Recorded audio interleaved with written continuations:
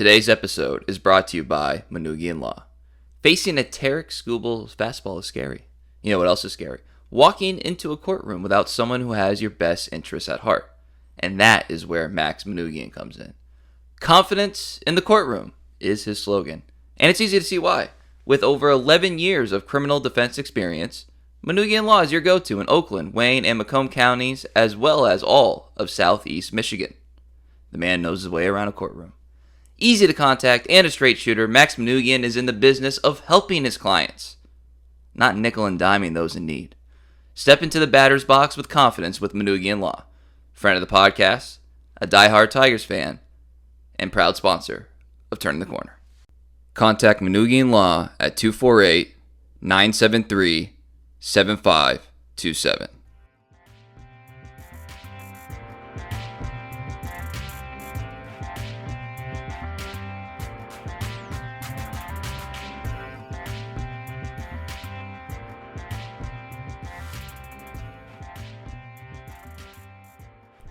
And welcome into another episode of Turn the Corner, a Detroit Tigers podcast. I'm Kieran Steckley, solo for now. Well, Cody has to once again clean his clothes of champagne and Budweiser from another Tiger celebration. Man, what do you even say? Except them Tigers. Them gritty Tigers are hot. Detroit sweeps the Houston Astros in the American League Wildcard Series, and there is a ton of storylines that I know I'm going to miss some. I am going to miss some, but I have to kind of go with what my initial pressing thoughts are, and then we can fill in the blanks later. Like that, I have no other choice. So let me start with this. What did I say? I said I wanted Houston. I wanted the storylines. A little selfish of me. I wanted the storylines. I wanted AJ to flex on him, his former team, the team that fired him. I wanted to face a team that could not possibly be prepared for the onslaught that is the gritty Tigers. How'd that work out? Postseason baseball is all about moments. Like, how could it not be? This series is a best of three. Every at-bat, every pitch, every decision is magnified, and it honestly is the only version in sports that is equal parts luck and manufactured outcome. And boy, did this game have several moments. So, all right. The Tigers take a sixth inning lead on a Parker Meadows solo shot off the foul pole. Very loud because everybody was holding their breath in that stadium. And then it hits the foul pole. Like, you could hear it ringing throughout the entire stadium. Pretty cool moment. You know, honestly, I wish I was going to talk more about Parker Meadows, who made two fine running grabs in the outfield today. But, like, I had no choice. Like, we have to start with Andy Ibanez. And a question. Do I get to pat myself on the back in a technically meaningless way? Because I told you. He was off the schneid. He had a double in game one that amounted to nothing in the box score. But I said, this is a good sign. This is something that I am going to look to see if he can build off of it. And, yeah, it paid off. It paid off. Okay, so say what you want about Josh Hader. He had a .6 WAR, 3.80 ERA this year. Not going to raise any eyebrows, right? But I was there. I saw the display that the stadium had when he comes in. The hype that the crowd has. They dim the lights, and then metaphorically, the electricity magnifies up the ante whenever he comes in. it raises. And look, we talk about moments. I mean, October is where reputations are made and carried for years on end. Hader has a career 1.31 ERA in the postseason. Man, Andy didn't care. He was unfazed. He had an 0-2 count. Then a 1-2 count. The expression like 0 to 100 real quick. Well, this was the opposite. In that moment, the decibel levels were in the hundreds. Then 0. Real effing quick. Here's the thing. It's called a pinch hit for Ibanez. And, that is technically true. But it's also, pretty misleading if you follow this team. So, Andy Ibanez is on the roster to crush lefties. It is irrelevant if he crushes the southpaws from the announced lineup or as a pinch hitter. He is more or less a starting lefty killer. And we had talked about his stats prior and, a couple weeks about how he had not been doing so well, but starting lefty killer. And he proved it to the entire nation today. Which brings me to a larger point. Everyone calls this run magic. It's not magic if it's by design. Remember that. It's not magic if it's by design. And by the way, this whole situation, the bases clearing double, he gets a third on the throw. It's not possible if Carpenter doesn't square run up or Vierling does his thing and Carpenter gets first to third. First to third. That's what this team is built on in a lot of ways. And then is able to tie the game on a wild, and I mean wild pitch. And then Cole Keith works a walk. And Torque works a walk, facing Hader. He was about to be pulled. Hader comes in, Torque stays in, gets a walk. Now imagine how confident you would have been in that, those two guys in that situation back in, say, May. That inning was the epitome of this team, this run, being a piece-by-piece operation. And, speaking of piece by piece, I mean, we knew the Tigers were doing pitching chaos, and it was. So Holden starts the game, gets to the first.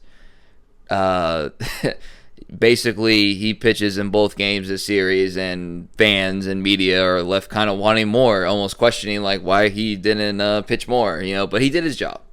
He get 12 of his 18 pitches were strikes. But after that, it didn't necessarily feel as though the strike throwing was at the desired rate from Hannafy and Herder. They were there in the middle. AJ and Federer would have wanted more, but they still got outs. They didn't allow a run. The expression "a double play is a pitcher's best friend" comes to mind.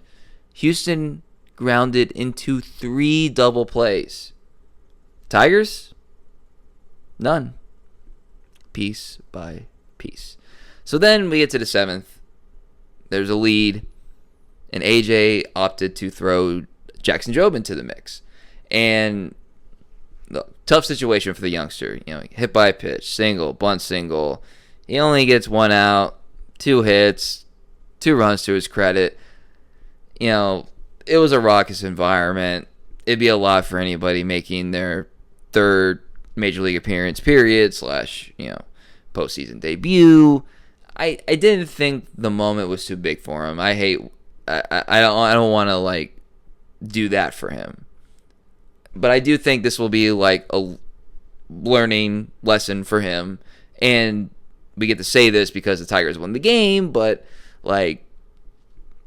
it's a net positive for Jobe and the team because now he is battle tested and pitch. And, he had basically every pitch he threw felt high leverage there, and he is going to learn from that. And I don't think this is going to be one of those things that's going to prevent the Tigers from putting him in a crucial situation because the stuff is the stuff. And again, if you can kind of get your heebie-jeebies out of the way, and the team still ends up winning, we tend to look back on that more favorably than had they lost this game, right? So, that's one of those like perception is reality type things in my opinion. But you know, I often go back to this quote from Jason Benetti, about the odds. So I looked at the odds. When the Astros tied the game there in the 7th, their win probability was 82.4%. And then when Altuve hit the sac fly, it went up to 88.1%. Talk about not caring about the odds, am I right? All right, so what does it mean? In the expanded playoffs, like there's this notion that, the quote-unquote extra playoff teams are undeserving. No, by the way, I'm recording this shortly after Kansas City swept Baltimore, so, how's that for quote-unquote extra playoff teams? These Tigers, they're deserving of everything. This is not being gifted to them. They are deserving of everything. They have earned everything. So 2 pieces of advice. Don't fade these Tigers. And don't let them get hot. Okay, he is back. He is our man on the inside. With me, as always, is a man who has been part of 2 Detroit beer and champagne celebration and has yet to bring me any free refreshments. He is Cody Stavenhagen. How you doing? What do you got to say about these gritty Tigers?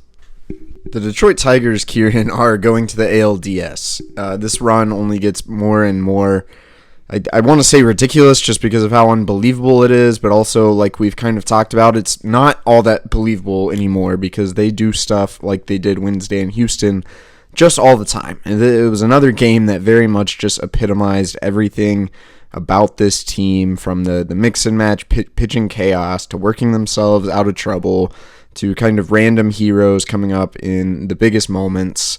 So it was a hard game to encapsulate. I mean, I felt like the building was intense the entire time.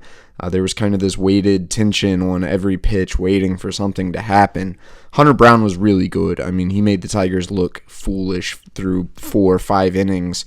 They finally, their at-bats improved. They started making them work a little bit to get them out of the game. There's a part of me that I think the Tigers almost would have preferred had Houston brought in UC Kikuchi, and then they wouldn't have to face him in a Game 3.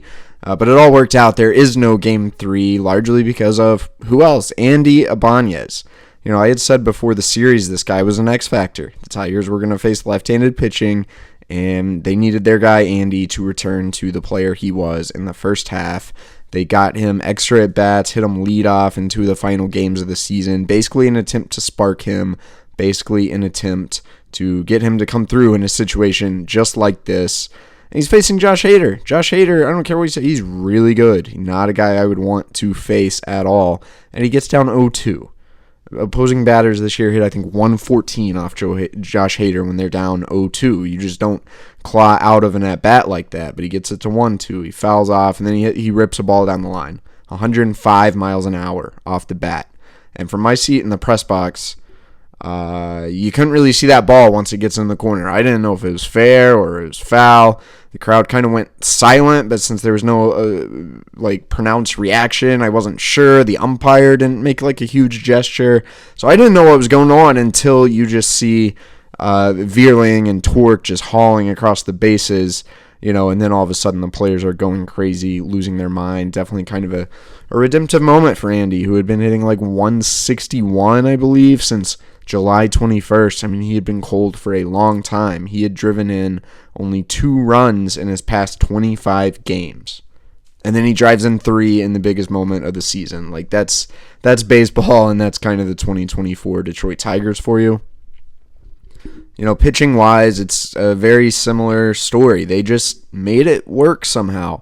I actually thought they would throw Tyler Holton for more than 1 inning. I mean, I thought it was pitch Holton as much as you can. Maybe have him pitch into the 3rd or the 4th. Have him face Yordan Alvarez and Kyle Tucker multiple times. I was wrong about that. He got 3 outs, and then he was out of the game. A.J. Hinch had another plan in mind, and ultimately it worked despite not being the smoothest ride ever. Brendan Hanafy I didn't think was as sharp as he sometimes is, But I don't know. He gets ground balls. He gets out of it. Brant Herter was kind of Brant Herter. Like, the stuff wasn't overly powerful, but gets the ground ball, gets the double play. Like I was texting a friend when Houston has runners on. I was like, they need a ground ball. And what do you know? It's the 2024 Tigers. They got a ground ball. So that was kind of the story of the day from the pitching standpoint. Bo Brisky, man, has he been good lately. His just painting the corner to Kyle Tucker, I think, was obviously a pivotal moment, and just terrific execution from Bo to get the job done. Tucker really only has one weakness against righties, and that's low and away. Brisky threw almost every pitch low and away, and he goes change up, and then he freezes them with some heat on the black. That was really impressive. And then, of course, there's the Jackson Jobe conversation. Had the Tigers lost this game, that's all anyone would be talking about. AJ would be getting skewered. He was on my Twitter, my mentions. Someone was like, this is the move that's going to define his career. And I was like, well, it's AJ Hinch. Like, it's not. There are bigger things that have defined his career, not just scandal or a World Series. Like, he lost Game 7 when he took Zach Greinke out after 4 innings. So this would not be the defining move of his career. But, the Tigers brought Jackson Jobe up to have him pitch in exactly that situation, with the lead late in a close game, a big spot. And there was no real way to know if he was going to be ready from an emotional standpoint. The only way they could find out is by throwing him in there. And it's definitely unfortunate because obviously it didn't go well. And it wasn't like they really hit him hard. I mean, they kind of blooped him to death, but his stuff wasn't off the charts like we sometimes see it. He's not really missed bats at the level you would want through all of 4 1/3 innings we've seen of Jackson Jobe. So it is a little bit of a concern. The Tigers win and everyone's happy, but it does make me wonder what happens next with Jobe. Like, is he a lock to be on the ALDS roster? I would kind of think if you brought him here, it would be almost cruel to be like, all right, no, dude, we're not taking you anymore. But at the same time, how much confidence can you have to bring Jobe in another big spot? Like, I think now you would kind of want to revert to getting him a lower leverage outing, but this is the postseason. I don't know if there are going to be low leverage outings. So that's, obviously something to watch. And then we get to the post-game celebration. It's another really fun time. I definitely think the champagne and beer was going less in the mouths of the players and more just all over the room, if that makes any sense. So the celebration was like a little more tame than the first one, but the guys still enjoyed themselves. I think the coolest moment was them, the guys all chanting for Alan Trammell to come get doused with champagne, and Tram stood there and kind of shrugged and acted like he wasn't going to go. But you know what they say about these Tigers? They're a resilient group. So they kept chanting, and Tram went in there.